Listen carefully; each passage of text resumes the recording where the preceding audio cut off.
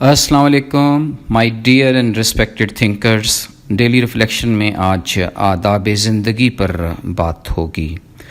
انسانی زندگی کا سارا حسن ادب و آداب میں ہے، جس کا اظہار اس کی انفرادی اور اجتماعی طرز زندگی سے ہوتا ہے.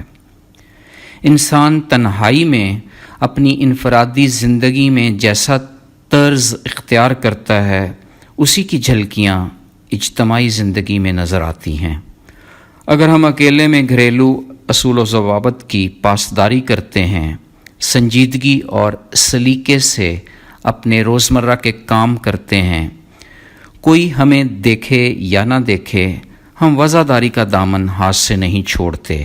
اگر ہم معمولات زندگی میں اپنی ذات کے ساتھ مخلص رہتے ہیں تو یقیناً ہمارا رویہ اجتماعی معاشرتی زندگی میں ادب سے آراستہ ہو جاتا ہے.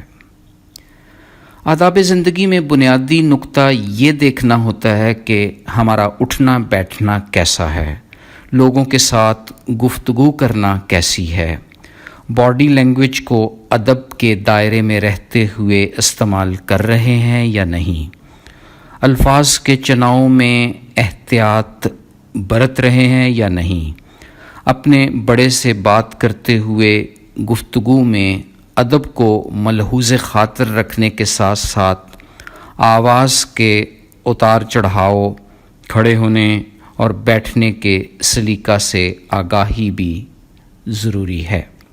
دو اشخاص بات کر رہے ہوں تو بیچ میں اپنی بات کر دینا بے ادبی کے زمرے میں آتا ہے.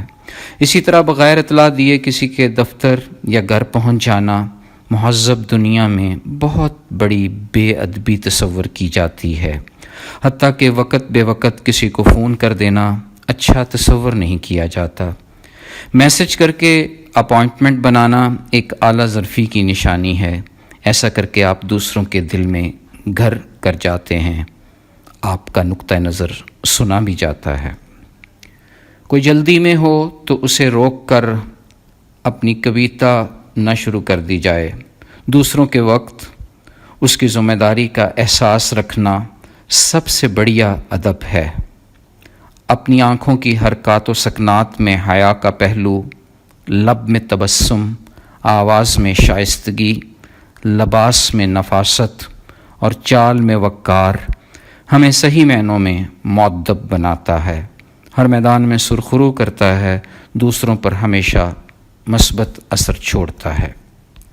پبلک لائف میں جیسا کہ بازاروں میں، اسکول، کالج اور یونیورسٹی میں ہمارے اپنے فیلوز اور کولیگز کے ملنے کا انداز اگر غیر فطری ہوگا تو وہ ایک طرف ہمارا امیج خراب کرے گا، جبکہ دوسری جانب لوگوں کے لیے قباحت اور کراہت کا باعث بھی بن سکتا ہے.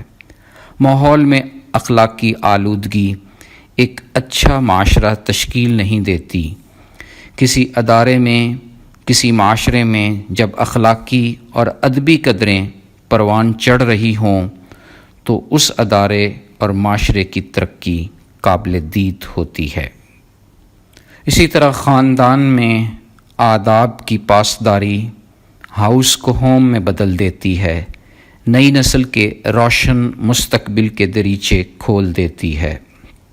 مگر رات سونے کا لباس دن بھر زیب تن کیے رکھنا، سپورٹس ویئر پہن کر یونیورسٹی میں جانا ادب کے اصولوں کے منافی ہے.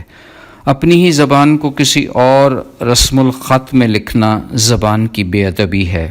اردو کے ساتھ ہم ایسی ہی بے ادبی کر رہے ہیں. اردو ادب پروان کیسے چڑھے گا؟ باڈی لینگویج میں جب الڑ پن ہوگا تو معاشرے کو ایک مؤدب شخصیت کیسے نصیب ہوگی؟ تہذیب کیوں کر پروان چڑھے گی؟ ذرا اپنے ارد گرد نظر دوڑائیں، آپ کو آداب زندگی سے آراستہ شخصیات ضرور ملیں گی جو در حقیقت اس بات کی تصدیق کر رہی ہوں گی کہ کہیں نہ کہیں کسی نہ کسی ادارے میں ادب کی ترویج جاری ہے، جو کسی نہ کسی آدمی کو انسان بنا رہی ہے.